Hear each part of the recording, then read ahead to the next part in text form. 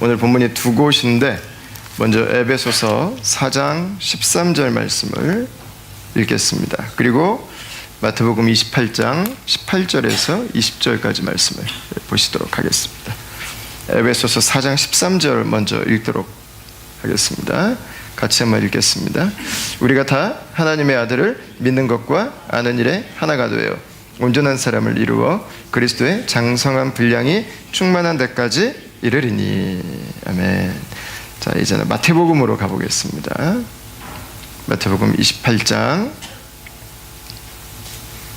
16절부터 20절까지 5절 말씀을 같이 합독해서 읽도록 하겠습니다. 신약성경 52쪽입니다.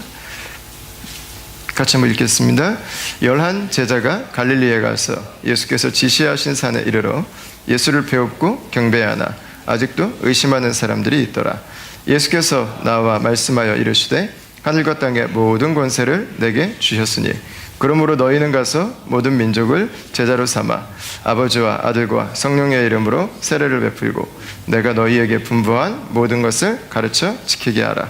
볼지어다 내가 세상 끝날까지 너희와 항상 함께 있으리라 하시니라. 아멘.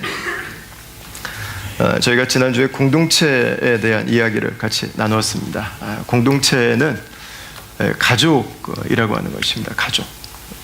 라이언스 클럽 회원이 되는 것이 아니라 가족이 되는 것입니다.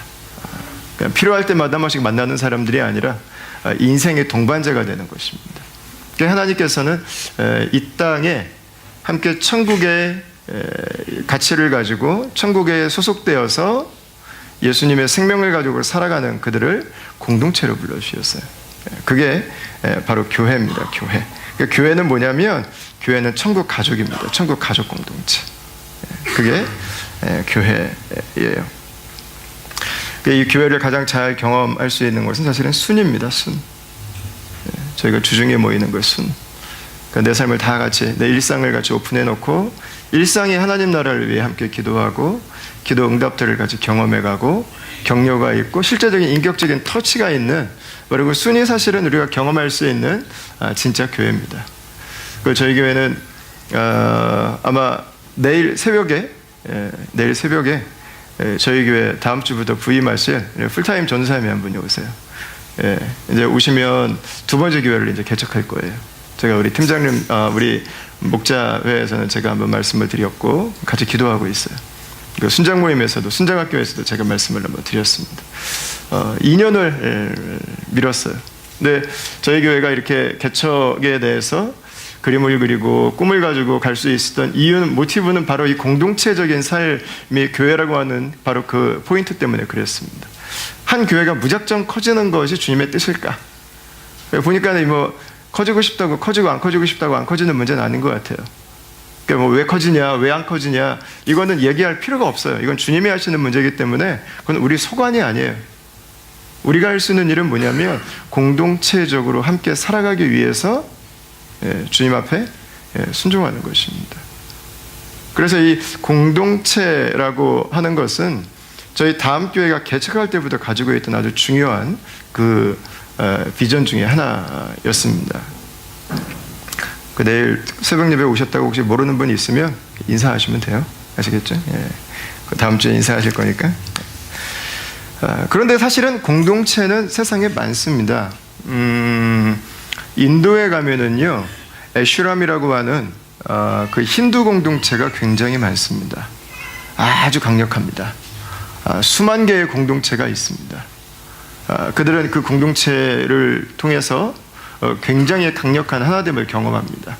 그러면 같이 살아간다고 해서 공동체를 이룬다고 해서 다 교회라고 말할 수 있는가? 그렇지 않습니다. 교회는 예수님의 공동체입니다. 예수로 말미암아 세워진 공동체예요. 그래서 교회 오늘 함께 여러분들하고 나눌 이 다음 공동체 세 번째 핵심 가치는, 교회는 뭐냐면 제자 공동체라고 하는 것입니다. 그냥 사람들끼리 분위기 좋은 모임들은 꽤 있어요. 가면은 그냥 모이고 싶은 곳은 꽤 돼요. 근데 그렇다고 해서 그 모든 것을 다 교회라고 말하진 않습니다. 교회는 예수님의 제자들이 모인 공동체예요. 그게 바로 교회라고 하는 것입니다. 오늘은 이 예수님의 제자됨과 훈련에 대해서 좀 같이 나누고 싶어요. 그리스도인이 된다고 하는 것은 내가 예수님을 믿기로 하고 그리고 내가 원하는 대로 살아가는 삶을 의미하지 않습니다. 그리스도인이 된다고 하는 것은 예수님을 나의 인생에, 나의 생명의 구원자로 믿을 뿐만 아니라 내 인생의 주인으로 고백하는 것입니다. 맞습니까? 예. 예수님이 내 인생의 주인이신가요? 예. 예수님이 내 최종 결정권자이신가요? 예. 예수님을 영접한다고 하는 것은 그런 의미입니다. 예수님을 영접한 사람들은 그냥 나 홀로 살지 않습니다. 예수님을 영접한 사람들은 예수님과 함께 살아갑니다. 그분의 의견을 첫 번째로 구합니다. 그리고 그분의 뜻이 나의 최종적인 결정의 이유가 되기로 작정한 사람들입니다.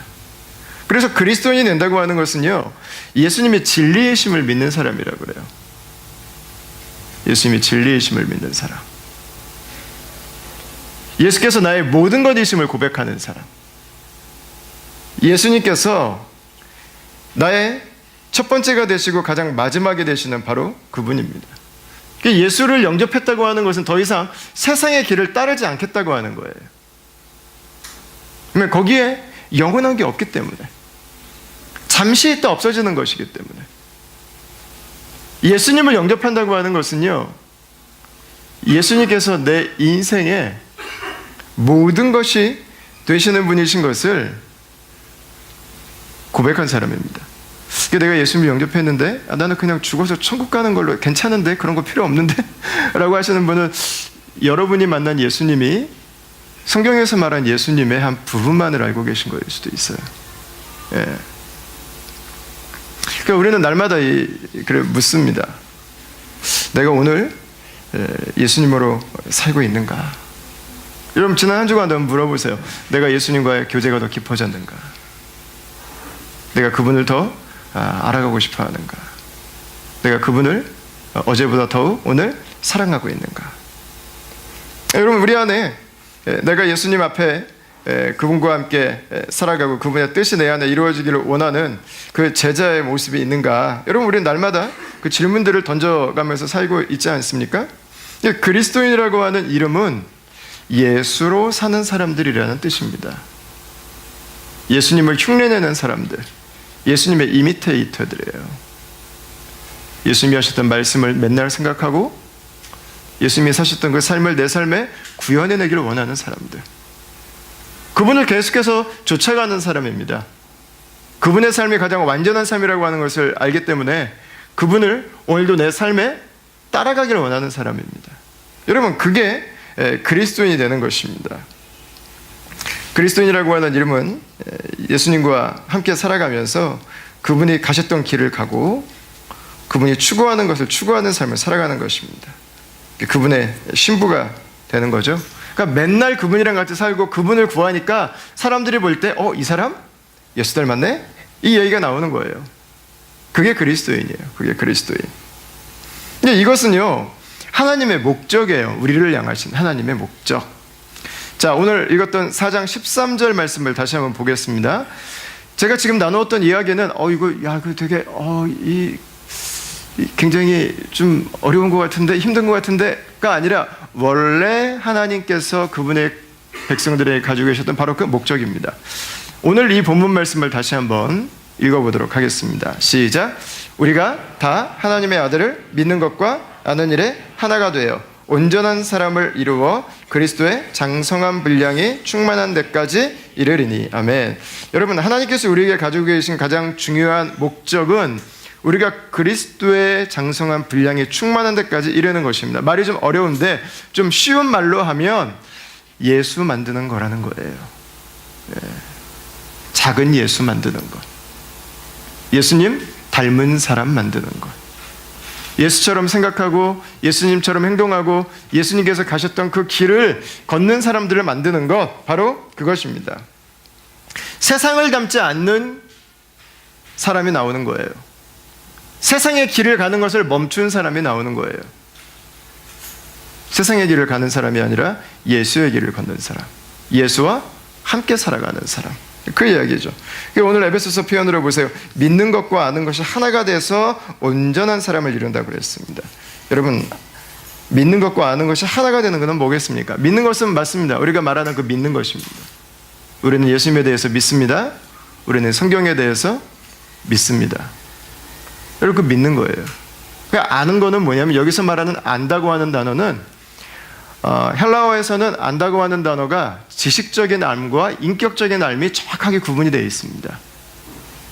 그냥 안다고 해서 머릿속에 이 다타들을 넣어놓는 것을 안다고 말하지 않습니다.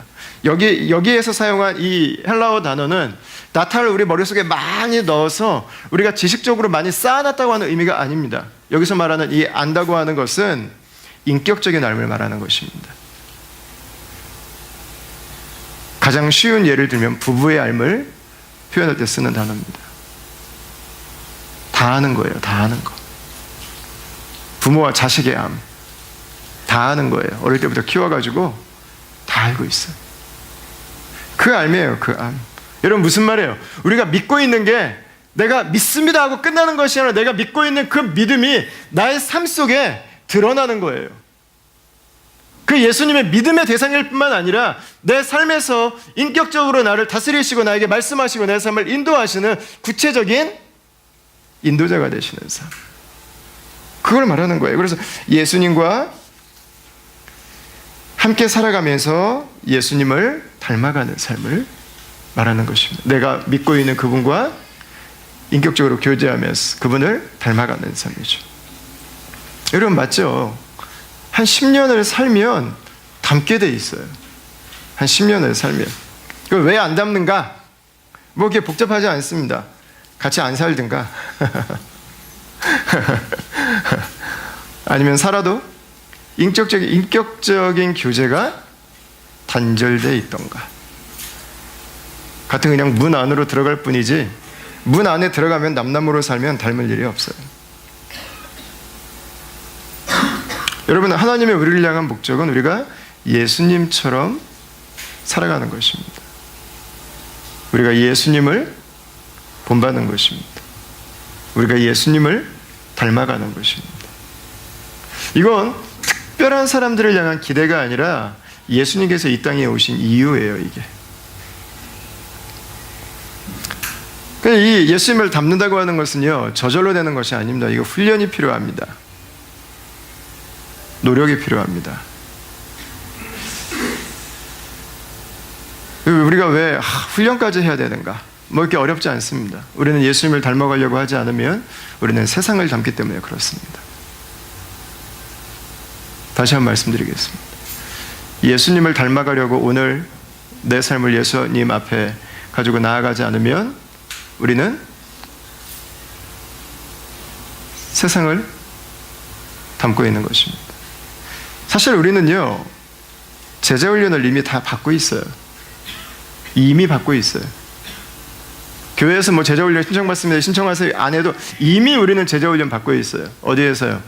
이미 우리는 가정에서 결혼하기 전까지 부모님들에게 이미 합숙훈련 받았어요. 우리는. 여러분들의 부모님이 교회를 다니셨다면 여러분들은 믿음이 무엇인지, 믿음의 삶이 무엇인지, 예수님을 믿는 게 무엇인지에 대해서 여러분, 제가 아무리 설교해도 별로 필요 없어요. 왜냐하면 여러분 안에 이미 다 내장되어 있어요. 예수 믿는 건 목사는 아무리 열심히 소리쳐도 집에서 엄마 아빠가 별 볼 일 없는 거라고 평생 말씀하셨기 때문에 저렇게 이중적인 거구나. 이미 우리 안에 다 세팅이 끝나 있어요. 그냥 너무 이게 마음이 아파요. 마음이 아파요. 이미 우리는 합숙훈련을 받았어요. 합숙훈련. 밥 먹여가면서 우리는 제자훈련 시켰어요. 세상을 어떤 눈으로 바라봐야 되는지,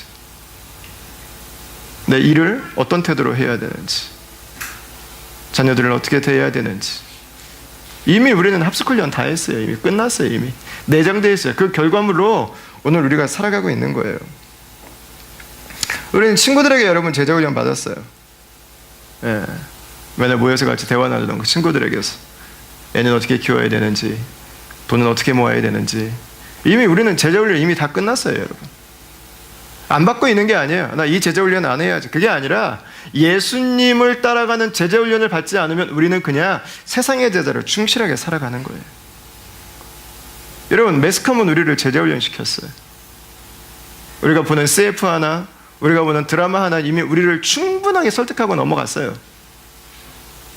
인정받는 삶이 뭔지, 성공하는 삶이 뭔지, 우리는 이미 뼛속 깊이 그 마인드와 그 문화와 그 정서로 이미 우리는 훈련되어 있어요. 이미 트레인되어 있어요. 예. 찌르면 나와요. 찌르면 나와. 그냥 잠시 교회적인 용어를 사용할 수 있고, 잠시 내가 에티켓을 지켜서 말할 수 있지, 이미 내 마음부터 내 행동까지 깊은 곳에는 이미 세상의 제자훈련 여러분 끝났어요.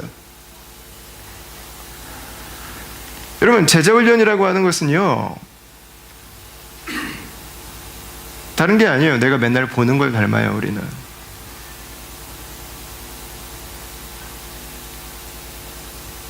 내가 맨날 생각하는 걸 닮아요. 너가 맨날 함께 있는 걸 닮아요. 여러분, 우리는 그거의 제자예요. 우리는 그거의 제자. 김수현 씨의 제자고 스필버그의 제자고 우리는 이미 다 제자예요. 우리 이미 다 제자. 이미. 여러분, 왜 교회에서 이렇게 들들 볶나? 여러분, 교회에서 안 볶으면 이미 세상에서 이미 다 볶여 살아서 그래요. 여러분, 누구를 닮아요? 인격이 부딪혀야 닮아요. 말씀을 배우면 스트러글이 시작돼요. 골치 아파져요. 힘들어져요. 저는 내 맘대로 썼는데 이제 내 맘대로 못 써요. 이제는 왠지 찝찝해요. 내 맘대로 써도 마음에 불편함이 남아요. 인격이 부딪히기 시작하는 거예요. 인격이 부딪히기 때문에. 여러분, 우리가 예수님과 함께 살고 그분을 묵상하고 그분을 사랑하고 그분의 길로 가기를 원한다면 우리는 스트러글하게 되어 있어요. 그러나 그 스트러글의 과정들, 그 훈련의 과정들을 거치지 않으면 우리는 그냥 세상의 제자로 살아갈 뿐입니다. 우리는 예수님의 제자는 아니에요. 우리가 이 제자가 되어가는 것에 있어서 한 가지 좀 잘못된 기대가 하나가 있어요. 왜냐하면 많은 분들이 그런 기대를 가지고 살아가는데 그냥 별 어려움 없이 은혜 한 방으로 내가 예수님 닮기를 원하는 거예요. 사실 많은 분들이 이런 기대를 가지고 살아갑니다. 우리가 제자가 되고 예수님을 닮는 것이 우연인 것처럼, 우연히 우리에게 주어지는 어떤 하나님의 썸띵인 것처럼 받아들이는 것입니다. 여러분, 그런데 그런 제자는 없습니다. 이건 뭐랑 똑같냐면, 결혼하기 전에 우리 자녀들이 내가 만난 배우자는 하나님이 예비해 주셨기 때문에 나의 모든 필요를 알고 있고, 내가 원하는 모든 캐릭터를 가지고 있고, 내가 원하는 모든 인격적인 성숙을 통해서 나를 서포트해 줄 수 있는 배우자를 기대하는 것과 똑같습니다. 여러분, 은혜 한 방으로 만날 수 있는 배우자는 없죠. 하나님이 우리에게 결혼을 주시는 이유는 당신이 원하는 모든 욕구를 만족하며 살아가라는 것이 아니에요. 우리의 욕구를 다듬으라는 거예요. 다듬으라는 거. 내 욕구가 극대화돼서 만족하라고 하는 것이 아닙니다. 내 욕구를 내려놓는 법을 배우라고 하는 것입니다. 섬김으로 훈련하라는 거예요. 나보다 남을 낮게 여기는 그 삶을 가장 가까이서부터 훈련하라는 거예요. 여러분, 부부됨은요, 제자훈련이에요. 제자훈련. 나를 깎아야 살아요. 나를 무너뜨려야 살아요. 나를 내려놓아야 살아요. 결혼 전에 그 완벽한 배우자에 대한 기대를, 여러분 뭐 그럴 수도 있다고 생각하지만 사실은 여러분 미숙한 것입니다. 어린아이 같은 생각입니다. 그런 배우자는 없어요. 내가 완벽한 배우자가 돼야지 이렇게 생각하고 준비하는 사람은 별로 없어요. 보면은 다 만날 생각만 하지. 그래서 완벽한 배우자를 찾기가 너무 힘든 거예요.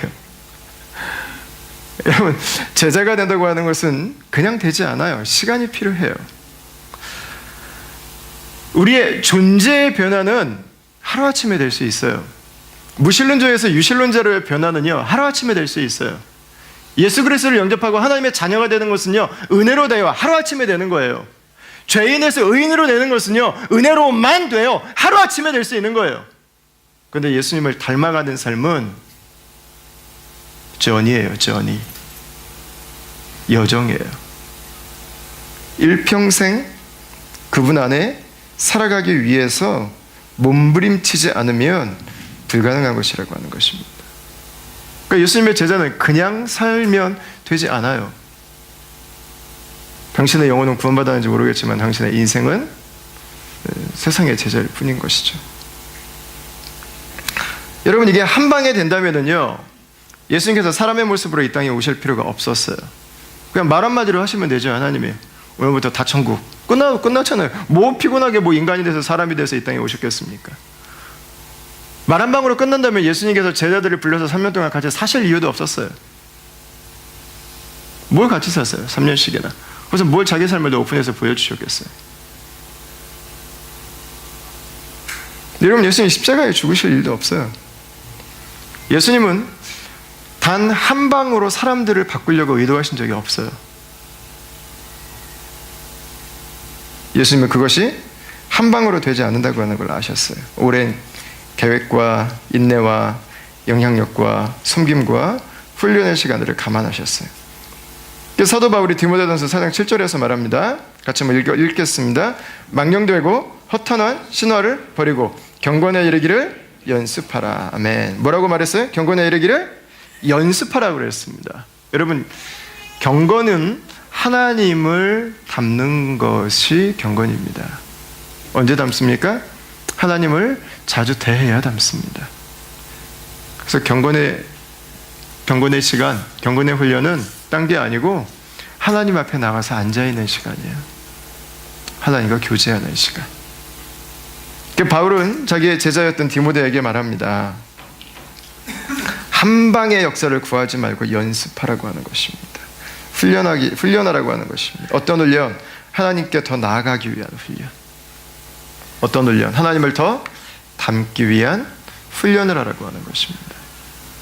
여러분, 제자의 삶은 훈련이 요청되는 거예요. 제자의 삶은. 우리가 훈련은 꼭 필요합니다. 왜 훈련이 필요할까요? 훈련의 목적은 한 가지입니다. 자유를 주기 때문입니다. 우리가 언제까지 훈련해야 되는가? 자유로울 때까지 훈련하는 것입니다. 운동 배워보신 분들은 잘 아시잖아요. 운동 처음에 시작할 때 처음부터 내가 하고 싶은 게임을 뛰지 않습니다. 처음에는 게임과 전혀 관계없어 보이는 기본기 훈련만 몇 년을 합니다. 그 기본기예요, 기본기. 그 처음에는 모르거든요. 이걸 내가 왜 해야 되는지. 나는 좀 브라이언트처럼 좀 멋있는 좀 덩크를 좀 날리고 싶은데 이 맨날 아령 만들게 하고 달리기만 시키고 이게 영 쓸데없는 것만 시키는 거죠. 여러분, 훈련은 우리에게 지루한 거예요. 피곤한 거예요. 힘든 거예요. 귀찮은 거예요. 괴로운 거예요. 그냥 때려치고 싶은 거예요. 그냥 때려치면 거기까지예요. 대가는 어디서 차이가 나요? 기본기에서 달라요. 왜 사람들이 고만고만한 수준에서 항상 머물러 있습니까? 기본기를 귀찮아하기 때문에 그래요. 이 정도면 됐다고 결론을 내가 내버려요. 더 이상 올라가지 못해요. 여러분, 영적인 훈련도 똑같아요. 우리가 예수님을 닮아가는 훈련도 마찬가지입니다. 왜 우리의 삶이 예수님을 더 닮아가는 부분에서 여러분 항상 막힙니까? 우리의 마음은 아니잖아요. 우리의 마음은 정말 예수님 사랑하고 그분 앞에 순종하고 싶고 그분의 말씀 따라 살고 싶고 그분을 기뻐하고 싶고 오늘도 그분의 기쁨이 되고 싶잖아요. 근데 왜 우리의 현실은 왜 항상 불만족이냐고요? 우리가 천국에 갈 때까지 완전한 만족이란 없을 거예요. 그러나 또 하나의 이유는 바로 이거예요. 우리는 훈련을 원하지 않는다는 거예요. 여러분, 훈련하는 데 투자하십시오. 우리의 브레인은요, 훈련을 귀찮아합니다. 우리의 브레인은요, 살던 대로 살고 싶어 합니다. 브레인에 훈련되지 말고 브레인을 훈련시키십시오. 너무 어렵나요? 여러분, 본성을 따르도록 요청하는 브레인에 끌려 살지 마세요, 여러분. 좀 더 편하고 싶다고, 좀 더 눕고 싶다고, 좀 더 자고 싶다고, 좀 더 피하고 싶다고, 여러분, 브레인만 따라 살면 항상 그 자리예요. 여러분, 브레인을 훈련시키세요. 야, 무슨 소리야? 지금 예배해야 돼. 야, 무슨 소리야? 지금 말씀 앞에 나아가야 돼. 야, 무슨 소리야? 지금 섬겨야 돼. 여러분, 브레인은요, 철저하게 이기적이에요. 브레인의 통치를 받지 말고 여러분, 예수님의 통치 앞으로 나아가십시오. 계속 여러분 훈련하세요. 계속. 한 번의 은혜가 우리를 절대로 바꿀 수 없어요. 구원은 할 수 있지만 사람을 바꾸지 못해요. 저는 출애굽기를 지금 출애굽기를 읽고 있는데, 출애굽기를 읽을 때마다 참 이 한편으로는 저의 모습이기도 하고 이스라엘 백성들의 모습을 보면서, 홍해가 갈라지면서 구원을 받았잖아요, 여러분. 이게 얼마나 이 기가 막힙니까? 이 누가 뭐 그런 그 체험을 했겠어요. 근데 홍해를 건너서 구원을 받았음에도 불구하고요, 조금 지나니까 불평이 나와요. 조금 지나니까 원망이 나오고, 조금 지나니까 책임 전가가 나오고, 조금 지나니까 다 하나님이 마음에 안 들어요. 여러분, 구원은 은혜로 한 번에 돼요. 사람은 바뀌지 않아요. 뭐가 필요해요? 훈련이 필요해요. 훈련이. 어떻게 훈련해야 됩니까? 지속적으로 훈련해야 됩니다. 지속적으로. 꾸준히 훈련해야 됩니다. 자, 우리가 뭘 좀 훈련해야 될까요? 예수님께서 제자들을 훈련시키셨던 그 내용을 보면 알 수 있습니다. 첫 번째는 우리의 지식을 좀 훈련시킬 수 있어야 됩니다. 예수님은 우리에게 하나님 나라에 대해서 전해 주셨습니다. 그들의 언어와 문화와 삶의 모습에 맞는 방식으로 하나님 나라를 설명해 주셨어요. 하나님 나라가 무엇인지 이해하기 위해서는 지식이 우리에게 필요합니다. 그래, 이해를 할 수 있습니다. 지식이 중요한 이유는 균형입니다. 지식이 없으면은요, 치우칩니다. 부분이 진짜인 줄 압니다. 요즘 기독교는 너무 가벼워졌습니다. 요즘 기독교는 너무 부분이 되어가고 있어요. 요즘 기독교는 너무 피상적이에요. 깊이가 없어요. 존 스토튼 목사의 말씀처럼 성장은 있었는데 밑으로 뿌리가 내려지질 못했어요. 그걸 세속화라고 그래요. 사람들은 모였는데 그리스도에게 뿌리를 못 내렸어요. 교회인데 그냥 세상이랑 별로 다른 게 없는 교회를 잃어버린 거예요. 그게 오늘날 미국과 한국 교회가 지금 무너져 내린, 여러분, 바로 그 중심에 있는 이유예요. 이런 복음의 중심은 예수 그리스도입니다. 하나님의 창조와 인간의 타락, 그리고 예수 그리스도의 십자가와 부활의 구속, 그리고 다시 오실 예수 그리스도를 통한 하나님 나라의 완성이라고 하는 이 하나님의 이 역사 운행에 있어서, 하나님 나라에 있어서 가장 중심부에는, 가장 절정에는 예수 그리스도가 계세요. 그러니까 우리가 믿음을 가지고 살아가기 위해서 이 예수와 함께 살아가는 이 삶이 건강하게 보여질 수 있어야 됩니다. 개인에서부터 가정과 사회와 이 세상과 세상의 이슈들과 역사와 이 하나님께서 다스리 통치하시는 이 모든 분야들, 영역들 안에서 여러분, 예수께서 중심에 계실 때 어떤 변화들이 일어나는지, 어떤 모습인지 여러분, 우리의 지식이 좀 새롭게 되어야 됩니다. 골로새서 2장 3절 말씀을 한번 보세요. 이렇게 말씀하고 있습니다. 그 안에는 지혜와 지식의 모든 보화가 감추어져 있느니라 그랬습니다. 여러분, 예수님은 지식의 근원이세요. 예수님은 지혜의 근원이세요. 우리가 대학에서 고등학교, 중학교 열심히 공부했던 여러분, 그 수많은 이론들은 예수님께서 창조하신 창조 세계의 일부분의 질서를 발견한 것입니다. 일부분이에요, 일부분. 지식의 근원은 예수님이세요. 지혜의 근원은 예수님이세요. 인간이 역사를 통해서 발견해낸 그 어떤 지혜도 성경의 지혜를 넘어서지 못합니다. 여러분, 지식 우리의 이 지식이 새로워진다, 예수님을 중심으로 우리의 지식이 새로워진다라고 하는 것은 단순하지 않습니다. 예수님이 당신을 위해 죽으셨습니다. 예수님 믿으십시오. 구원받습니다. 여러분, 이게 성경에 말하는 지식의 모든 것이 아니에요. 중심에는 있어요. 그러나 모든 게 아니에요. 예수님을 믿는 그 지식은요, 광대한 것입니다. 넓은 거예요. 넓은 거. 여러분, 저는 저희 공동체가 젊은 교회예요. 젊은 교회. 그렇죠? 젊어요. 여러분, 지식을 가볍게 여겨서는 안 되는 나이들이에요. 지식적으로도 깊이 있게 우리 잘할 수 있어야 됩니다. 이 세상에서 제일 무서운 사람이 책 딱 한 권 읽고 우기는 사람이라고 그러잖아요.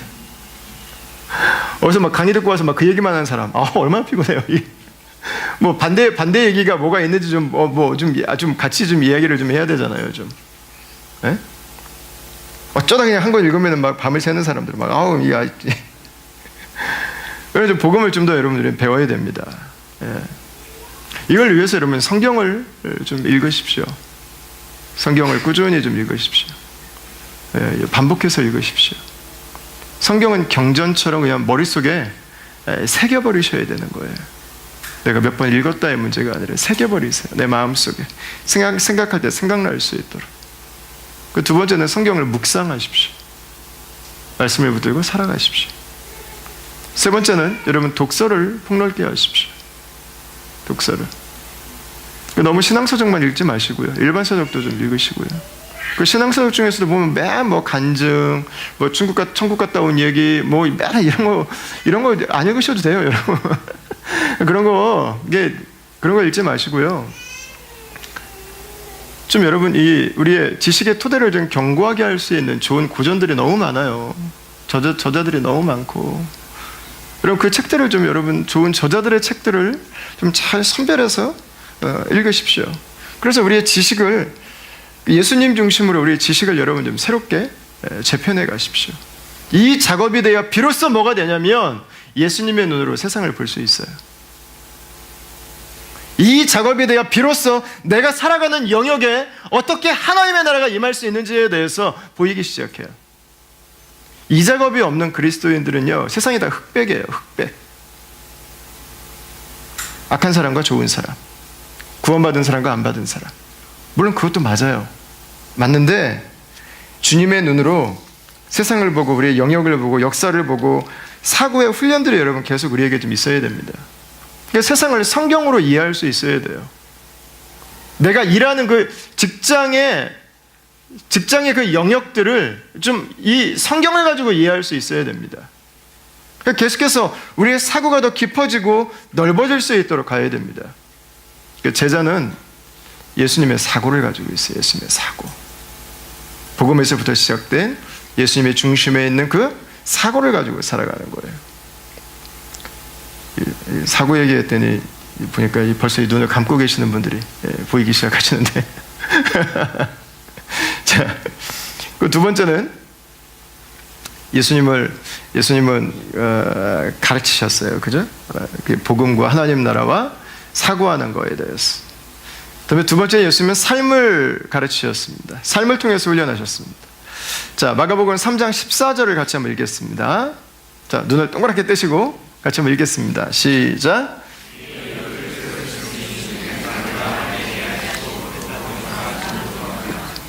네, 자, 예수님은 3년간 제자들과 함께 사셨습니다. 그리고 직접 보내서 전도도 하게 하셨습니다. 예수님은 지식만 가르치지 않으셨습니다. 예수님은 전하고 귀신을 쫓아내고 섬기게 하셨습니다. 예수님은 뭐 하신 거예요? 삶을 그냥 다 오픈해서 보여주신 것입니다. 삶을 그냥 다 열어놓으셨어요. 그러니까 진짜 변화는 어디서부터 일어나야 됩니까? 집에서부터 일어나야 됩니다. 집에서의 나의 모습이 나의 진짜 모습입니다. 집에서의 나의 영성이 진짜 영성이에요. 집에서의 나의 표정이 나의 진짜 표정이에요. 그 출발은 다 열려있는 곳에서부터, 거기에서부터 변하는 거예요. 거기서부터. 여러분, 가정에서부터 말씀을 펴시기를 바랍니다. 가정에서부터 여러분 기도하시길 바랍니다. 우리가 중요하다고 생각하는 그 모든 것들은 가정에서부터 시작돼야 되는 거예요. 가정에서부터. 그런데 예수님은 옆에 데리고 계속 함께 일상을 살아가시고 끝나시지 않으셨어요. 그죠? 예수님은 그들을 세상으로 내보내셨어요. 우리의 삶에는 두 가지가 다 필요해요. 첫 번째는 일상의 소중함입니다. 예수님은 우리의 일상을 소중하게 여기셨어요. 그래서 예수님은 우리의 일상 가운데 함께 계셨어요. 그리고 일상 속에서 예수님이 누구신지, 예수님을 따르는 사람들은 어떻게 사는 것인지, 예수님을 따르는 사람들은 어떻게 생각하는지, 그 많은 사람들을 만나고 많은 사건들이 일어나는 그 한가운데서 예수님은 제자들에게 자신의 삶을 오픈해 주신 거예요. 그리스도인의 삶은 일상을 도피해서 특별한 곳으로 가는 것이 아니라 예수님과 함께 살기 때문에 일상이 특별해지는 것이라고 하는 그 사실을 예수님은 제자들에게 보여주신 거예요. 근데 예수님은 그러면 일상만 열심히 잘 살면 되겠구나, 그렇지 않으셨어요. 예수님은 제자들을 파송하셨어요. 어디로 파송하셨어요? 예수님을 모르는 세상으로 파송하셨어요. 중요한 포인트는 예수님의 제자들이 제자 훈련을 한 10년 받고 나서 간 게 아니라는 거예요. 처음부터 보냈다는 거예요. 처음부터. 예수님을 만나자마자 처음부터 예수님은 불신자들에게 복음을 전하게 하셨다는 거예요. 처음부터 예수님은 세상에 나가서 복음을 모르는 사람들을 섬기게 하셨다는 거예요. 예수님은 처음부터 귀신 들린 자들을 위해 기도하게 하셨다는 거예요. 예수님은 처음부터 예수님이 모르는 사람들, 그들에게 가서 내 삶과 내 시간과 내 열정과 내 에너지를 드리는 법을 가르치셨다는 거예요. 처음부터. 여러분, 이게 중요합니다. 이게. 여러분, 교회 다니시면서 이 교회 다니는 게 일상이 돼버리면, 저는 우리가 가지고 있던 습관 중에 가장 무서운 습관이 이건 것 같아요. 교회만 오래 다니신 분들은 섬기는 거에 대해서 항상 미래로 미루는 습관이 있어요. 보면 내가 할 일이 아니지, 특별히 은사가 있는 사람들이 하는 거지. 항상 나는 좀 더 나중에, 좀 더 나중에, 좀 더 성장하고, 좀 더 성장하고. 여러분, 섬기는 게 성장하는 거예요. 복음 전하는 게 성장하는 거예요. 귀신 쫓아내기 위해서 기도하는 게 성장하는 거예요. 이건 나중에 해야 되는 게 아니고 처음부터 해야 되는 일이에요. 처음부터. 예수님께는 나오는데 세상으로 가지 않으면은요, 세상에 피곤해서 그냥 교회로 숨는 거예요. 그거는. 여러분, 예수님은 불러서 예배하게 하시고, 기도하게 하시고, 교제하게 하시고, 함께 살게 하셨어요. 근데 동시에 그들을 세상으로 보내셨습니다. 여러분, 저는 여러분들이 저희가 사역 신청을 지난주까지 받았는데, 보니까는 많은 분들은 그냥 교회에서 알아서 배정해주면 순종하시겠다고 하시는 결연한 의지를 가지고 안 내신 분들도 계시더라고요. 얼마나 감사했는지 모르겠어요. 네, 오늘까지 꼭 내세요. 그리고 보니까 사역 신청이 설거지 팀하고 정리정돈 팀에 너무 편중이 돼 있어요. 여러분, 우리 사역이 많아요. 그냥 몸으로 그냥 잠깐 하고 오는 거, 여러분 혹시 그런 생각으로 하셨다면 여러분 다시 한번 좀 생각해 보시기를 좀 진지하게 고민해 드리고 싶어요. 진지하게. 예. 오늘까지 바깥에 신청서가 있습니다. 오늘까지 여러분 작성해 놓으시고, 여러분 섬기세요. 나중에 여러분, 나중에라는 말 하지 마세요. 오늘부터 하세요. 훈련은 삶이 훈련되는 거예요. 미루면 미룰수록 당신의 삶은 훈련되지 않고 있는 거예요. 당신의 삶은 여전히 당신의 편안함이라고 하는 바운더리 안에 갇혀 있는 거예요. 예수님은 이걸 깨트려 버리셨어요.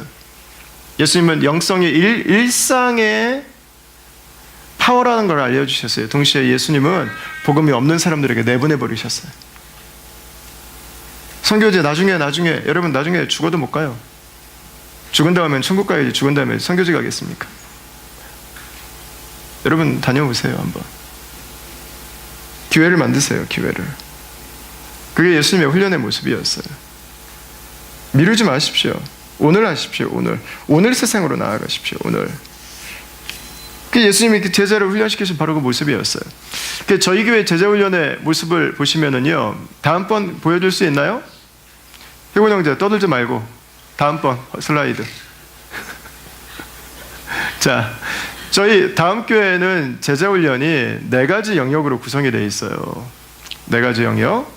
여러분들이 좀 이걸 이해하시면 좋겠어요. 어떤 분들은 뭐가 이렇게 많냐 하시는 분들도 계시고, 어떤 분들은 이거 언제 하냐 이렇게 말씀하시는 분들도 계시고, 제가 이게 사역자반에서만 전체 그림을 좀 나누니까 여러분들이 좀 잘 이해를 못 하시는 분들이 계셔서 저희 다음 교회 전체 양육 이게 프로세스입니다. 첫 번째는 예수님을 만나는 과정이 있습니다.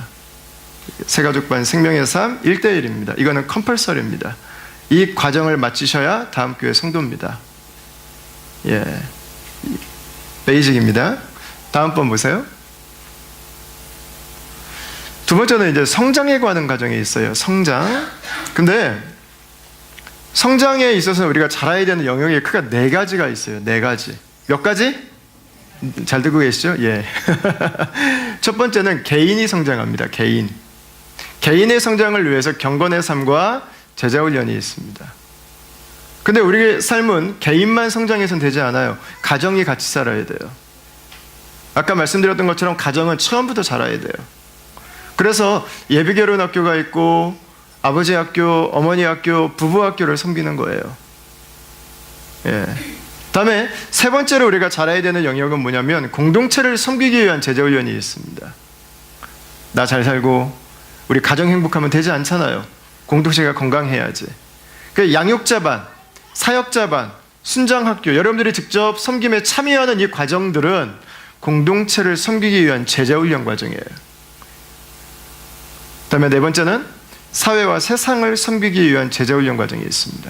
직장 플러스 이번에 12월 달에 하는 비즈니스 에즈 미션, 또 미션 퍼스펙티브스, 또 여러분들이 직접 단기 선교와 장기 선교에 참여하는 과정들은 바로 저 4번째에 해당되는 것입니다. 여러분 뭐부터 해야 돼요? 아까 말했던 베이직, 예수님을 만나는 과정 끝나면 이 2번째는요 다 시작하셔야 돼요. 4가지 영역이 전체가 성장해야 돼요. 그렇지 않으면 나밖에 몰라요. 내 은혜밖에 몰라요. 내 가정밖에 몰라요. 우리 교회밖에 몰라요. 아니에요. 같이 가야 돼요. 같이. 그 다음에 3번째 영역이 있습니다. 성경을 배우는 과정입니다. 우리가 이거는 평생 동안 아까 그 과정들은 제한되어 있어요. 여러분들이 한 7년 정도 하시면 다 할 수 있어요. 7년. 예. 그 7년 정도 하시면은요, 이제 교회 계속해서 나가시든지 다른 교회 가서 이제 섬기세요. 예, 이 교회는 죽을 때까지 붙어 있겠다 생각하지 마시고 섬기세요. 선교지로도 좀 나가시고. 예. 성경을 배웁니다. 계속해서. 이제 지금은 기초반 수준에서 하고 있는데 내년 상반기부터는 책별로 한 권씩도 가지고 공부할 거예요. 예. 그러니까 내가 7년 과정 다 마쳤으면 성경을 그냥 배우세요. 66권 일평생 한번 배워보세요. 그냥 우리의 말씀이 남을 수 있도록. 마지막 4번째 중요한 게 있습니다. 그게 뭐냐면 삶이 자라는 과정입니다. 이게 순모임이에요. 순모임. 우리가 훈련하고 나누고 했던 모든 것들이 일상의 삶들이 만나서 그 안에서 어떤 변화들이 일어나고 있는가를 경험할 수 있는 곳은 순이에요. 순. 순은 그냥 여러분 밥 먹기 위해서 모이는 곳이 아닙니다. 순은 예수께서 내 안에 우리 안에 어떤 역사들을 이루어가고 계시고 어떤 비전을 주셨고 우리가 무엇을 위해 기도하고 있까를 함께 나누는 하나님 나라의 전진기지예요. 자, 3번째 예수님께서 마지막으로 한 가지 제자들에게 알려주신 게 있어요. 지식을 새롭게 해주시고 그 다음에 삶이 변화될 수 있도록 해주셨어요. 그 다음에 3번째는 인생의 목적이 변화될 수 있도록 해주셨어요. 오늘 우리가 읽은 마태복음 28장 18절에서 20절 말씀입니다. 예수님께서는 제자들에게 이렇게 말씀하셨습니다. 그러므로 너희는 가서 모든 민족을 제자로 삼아라. 이렇게 말씀하셨습니다. 이 말은 예수님께서 제자들을 제자 삼으신 것 같이 예수님 제자들에게 당신들도 너희들도 나아가서 나처럼 제자를 삼으십시오. 그 말입니다. 이 말은 예수님 제자들이 당신들이 나를 닮은 것처럼 가서 당신들을 닮은 사람을 만드십시오 라고 하는 말입니다. 이걸 하기 위해서 뭐 하라고요? 가라고요. 가라고. 오케이, 내가 예수님 만나고 내가 말씀을 배우고 내가 가정에서 좋은 성경 하나님이 말씀하신 그 남편이 되기로 내가 결단하고 내가 아내를 섬기기로 결정하고 내 삶이 변화됐어요. 내가 공동체를 섬기고 그 다음에 내가 선교지도 갔다 왔어요. 오케이, 내가 순장으로 사역도 시작했어요. 오케이, 그럼 거기까지인가? 아니라는 것입니다. 우리가 해야 되는 마지막 과정이 하나 더 있다고 하는 거예요. 뭐 하는 거예요? 당신과 같이 살아가는 사람을 세우라는 거예요. 양육하라는 거예요. 일으키라는 거예요. 당신만 그렇게 산다고 되는 게 아니에요. 또 다른 사람들에게 예수님과 함께 살아가는 그 삶을 선물해 주라고 하는 것입니다. 나누어 주라고 하는 것입니다.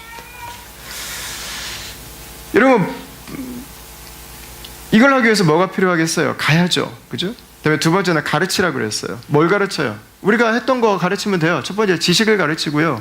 복음과 하나님 나라에 대해서 가르치고요. 복음을 가지고 사고하는 사람들을 세우고요. 두 번째는 삶을 가르치는 거예요. 어떻게 그들이 살도록 해요? 보여줘야 살죠. 예수님을 위한 헌신을 어떻게 가르치겠습니까? 보여줘야 살죠. 교회를 위한 헌신을 어떻게 가르치겠습니까? 보여주는 거죠. 삶으로 가르치는 거예요. 삶으로 가르치는 거. 여러분, 중요한 것은 복음은 본질상 개인적으로 만족하고 끝낼 수 있는 것이 아니라고 하는 것입니다. 예수께서 온 열방을 위한 주이시고 예수께서 역사의 주인이시라면, 여러분, 우리가 믿는 예수님이 예수 그리스도의 이 복음은 나만 만족하고 살 수 있는 복음이 아니에요. 이 복음은 반드시 증거되도록 되어 있습니다. 복음을 증거하기 위해서 반드시 섬기게 되어 있습니다. 여러분, 역사는 우연히 흘러가는 것이 아닙니다. 하나님의 창조가 있고 인간의 타락이 있고 하나님의 회복 사건인 예수 그리스도의 십자가와 부활이 있습니다. 그리고 예수님은 다시 오실 것입니다. 여러분, 이 사실을 알게 되면 우리는 복음을 듣고 내가 구원받은 것이 감사하지만 다른 한편으로는 구원을 받지 못하고 구원을 기다리는 사람들에 대해서 구원을 줄 수 있는 시간이 얼마 남지 않았다고 하는 것을 알게 됩니다. 복음을 전하는 삶을 살게 되는 것입니다. 여러분, 예수 그리스도의 복음에 붙들린 제자들은 그들이 몇 명이든 그들의 직업이 무엇이든 그들이 살던 삶의 현실이 어땠든 관계없이 그들은 복음을 위해 살았습니다. 그들은 복음을 증거했습니다. 돈이 있든 없든 그들은 복음을 위해 살았습니다. 사람들이 인정을 해주든 안 해주든 복음을 위해 살았습니다. 그들의 인생을 예수 그리스도와 그분의 나라를 위해서 첫 번째에 두고 살았습니다. 여러분, 그게 복음을 경험한 예수님을 믿은 사람들의 모습이었습니다. 여러분, 그런 의미에서 복음이 취미가 되는 현대 기독교인들의 삶은 기적입니다. 나만을 위해 살아가는 현대 그리스도인들의 모습은 기적입니다. 나의 자존심을 절대로 건드려서 안 되는 복음은 기적입니다. 나의 즐거움이 있어야 움직이는 복음은 기적입니다. 아무런 헌신과 모험을 요청하지 않은 우리 시대의 복음은 사실은 기적 같은 것입니다. 여러분, 왜 그렇습니까?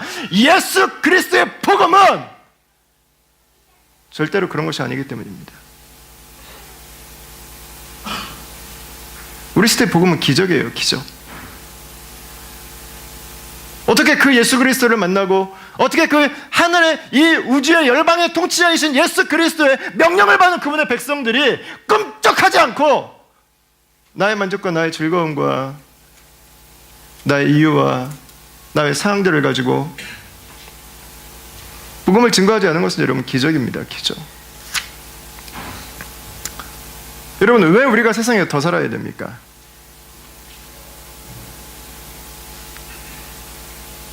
사도 바울은 자기의 인생에 너무 어려움이 많으니까 자기가 빨리 천국에 가고 싶다고 그랬어요. 근데 자기는 이 세상에 좀 더 살아야 될 이유가 있다고 그랬어요. 그 이유는 다른 게 아니었습니다. 예수 그리스도의 복음을 전하기 위해서였습니다. 여러분, 예수가 우리의 삶의 첫 번째이십니까? 예수께서 우리의 삶의 첫 번째이시라면 우리는 우리의 삶의 모든 것들은 두 번째로 가야 됩니다. 우리가 왜 돈을 벌어야 됩니까? 여러분, 예수님을 위해서 돈 버십니까? 우리가 왜 결혼을 해야 됩니까? 여러분, 예수님을 위해서 결혼하십니까? 우리가 왜 자녀를 키워야 됩니까? 여러분, 예수님을 위해서 자녀를 키우고 있습니까? 여러분, 우리가 왜 교회를 나옵니까? 여러분, 예수님을 위해서 공동체를 이루고 있습니까? 여러분, 우리가 왜 돈을 법니까? 우리가 왜 여러분 오늘 하루를 더 살아야 합니까? 여러분, 예수께서 우리의 이유가 되시는 분이시고, 예수께서 우리의 목적이 되시는 분이시고, 예수께서 우리의 그 원동력이 되시는 분이시겠다라고 믿습니다. 오늘 마태복음 28장 17절 말씀을 한번 보십시오. 같이 한번 읽어보겠습니다. 예수를 배웠고 경배하나 아직도 의심하는 사람들이 있더라. 아멘. 여러분, 이 말씀은 이게 참 흥미로운 말씀 중에 하나입니다. 예수님이 마지막에 십자가에 못 박히시고 3일 있다가 살아나셨습니다. 부활하셨습니다. 사람들이 다 놀랐어요. 마지막에 승천하시기 전에 사람들이 모여 있습니다. 거기에 부활하신 예수님 앞에 나온 사람들의 모습입니다. 정확하게 두 가지의 모습이 나옵니다. 첫 번째는 예수님 앞에 나와서 엎드려 있는 사람들입니다. 경배하는 사람들입니다. 여러분, 이 사람들의 경배는 그냥 경배 아니었을 거예요. 아마 납작 엎드려 있을 것입니다. 진정한 예배는 부활하신 예수 그리스도를 만날 때 가능한 것입니다. 근데 그 제자들 가운데 오히려 의심하는 자들이 있었다고 했습니다. 오히려 의심하는 자들이 있었다. 여러분, 이걸 보면요, 예수님을 안 믿는 것은 그들이 증거를 보지 않았기 때문이 아니라는 것을 알 수 있습니다. 왜 예수님을 안 믿어요? 내가 증거만 있으면 믿겠는데. 아니에요. 예수님 부활한 걸 눈앞에 본 사람들도 안 믿었어요. 여러분, 왜 안 믿어요? 안 믿기로 작정한 거예요. 여러분, 저는 제자가 되는 것도 마찬가지라고 생각합니다. 왜 제자가 되지 않으려고 합니까? 제자가 되지 않기로 작정한 것입니다. 그냥 세상의 제자가 더 좋은 거예요. 세상의 제자가 더 편한 거예요. 세상의 제자가 나에게는 더 만족스러운 거예요. 여러분, 이런 일들이 왜 일어납니까? 예수님을 몰라요. 복음을 몰라요. 그러나 감사한 것은 예수님께서 말씀하셨어요. 세상 끝날까지 내가 너희와 항상 함께하리라. 예수님이 세상 끝날까지 항상 함께 하신다고 말씀하셨습니다. 여러분, 우리 공동체는 제자 공동체로 함께 자라가고 있습니다. 저는 이게 너무 감사해요. 우리가 같이 복음 안에서 스트러글해 갈 수 있는 이것이. 평일날에도 저녁에 여러분 직장 늦게 끝나가지고 그 7시 끝나기 직전까지 그냥 얼굴 팅팅 버가지고 와서 앉아있는 거 보면 어떤 때는 정말 안쓰러워요. 안쓰러워. 내가 진짜 이 망할 목사구나. 내가 성도들 괴롭혀도 어떻게 이렇게 성도들을 들들벗고 앉아있나. 여러분, 그러나 저는 우리가 예수님 앞에 살아가는 그 삶을 포기하지 않았으면 좋겠습니다. 그분을 배워가는 그 삶을 우리가 내려놓지 않았으면 좋겠습니다. 마지막까지 씨름할 수 있었으면 좋겠어요. 마지막까지. 새벽에 일어나서 나오기 힘든 건 잘 알아요. 왜 모르겠어요, 제가. 여러분 중에 새벽을 나가시는 분들도 많다는 것도 잘 압니다. 여러분, 그러나 우리의 주님 안에 살아가기 위한 그 몸부림을 우리가 내려놓지 않았으면 좋겠습니다. 우리의 피곤한 대로, 우리의 힘든 대로 따라간다면 할 수 있는 건 아무것도 없어요. 예수께서 우리의 주인이시라면, 우리가 살아가야 되는 길이 그분이시라면, 그분이 진리시라면, 여러분, 우리의 환경이 어떻든 관계없이, 우리의 상황이 어떻든 관계없이 여러분, 그분을 구하는 삶으로 나아갈 수 있기를 바라요. 지금처럼 그렇게 바로 그 모습으로. 감사한 것은 예수님이 승천하시고 우리에게 성령을 보내주셨다고 하는 것입니다. 이게 얼마나 감사한지 모르겠어요. 오늘도 우리로 말씀을 깨닫게 해주시고, 오늘도 우리와 함께 오늘도 우리와 함께 동행하시고, 우리로 하여금 순간순간마다 살아갈 수 있는 지혜를 주시고, 능력을 주시고, 용기를 주시는 성령님이 계시다고 하는 것입니다. 여러분, 저는 여러분들이 한 주간도 성령으로 충만하시기를 주의 이름으로 축원합니다. 여러분, 성령이 계시기 때문에 우리의 제자의 길은 가능한 것입니다. 두 번째는 성경을 주셨어요. 말씀을 주셨어요. 하나님의 뜻과 하나님의 역사와 하나님의 나라를 우리로 하여금 보게 해주셨어요. 복음이 무엇인지, 하나님의 은혜가 무엇인지를 오늘도 경험하게 해주셨습니다. 세 번째로 감사한 것은 공동체를 주셨다고 하는 것입니다. 교회 공동체. 여러분, 저는 이런 말씀들을 함께 우리가 나눌 수 있는 게 얼마나 감사할지 모르겠어요. 예. 이 제자됨의 메시지를 이 불편한 메시지예요. 사실은 제자됨의 메시지는 우리들에게. 이런 메시지를 나눌 수 있는 교회가 얼마나 될지 모르겠어요. 감사해요. 감사해. 제자의 길을 걷는 이 공동체가, 이런 식구들이 우리 옆에 있다고 하는 것이 얼마나 감사한지 모르겠어요. 여러분, 저는 저희 다음 공동체가 이 땅에 있으면서 뭐 그렇게 많은 것들을 할 수 있다고 믿지 않습니다. 그러나 내가 예수님의 제자로 살고 예수님의 제자를 삼는 일에 대해서는 헌신할 수 있기를 바라요. 양보하지 않았으면 좋겠어요.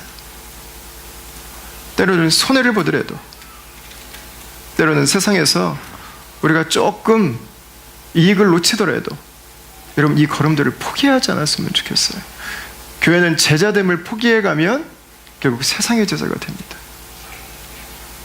여러분, 우리가 제자됨을 포기하지 않을 수 있는 이유가 무엇입니까? 주님이 다시 오신다는 것입니다. 그분의 인정이 있다고 하는 것입니다. 그분의 칭찬이 있다는 거예요. 하나님의 스톱워치가 언제 멈출지 몰라요.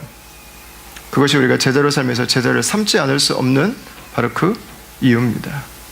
여러분, 예수님의 제자가 될 수 있기를 바랍니다. 한 주간도 그분의 길을 걸어갈 수 있기를 바랍니다. 세상이 아니라 그분을 사랑할 수 있기를 바랍니다.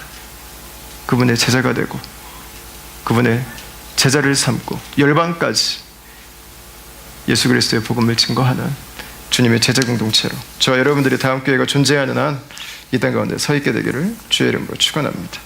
우리 같이 한번 이 시간 찬양하시겠습니다. 찬양하시면서 여러분, 오늘 우리들에게 주신 하나님의 도전, 격려, 위로 말씀들이 있다면 여러분 함께 기록하셔서 우리 마음과 함께 봉헌하시고요.